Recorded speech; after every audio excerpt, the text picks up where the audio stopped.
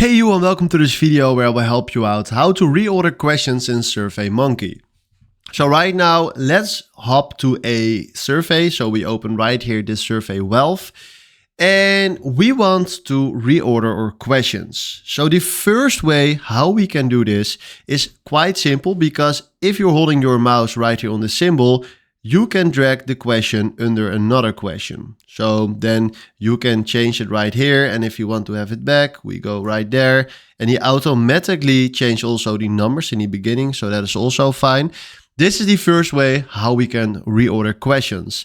But what if we are having 50 questions? It's very, very tough to hold this one and drag it under all those questions. So then they created a nice option, and that is called move. So we select right here move, and then right now you can select right here move this question to page 1, because we only have one page.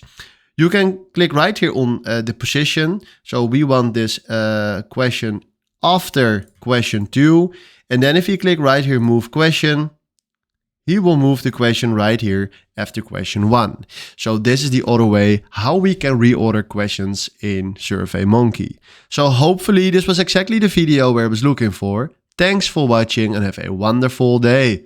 Ciao.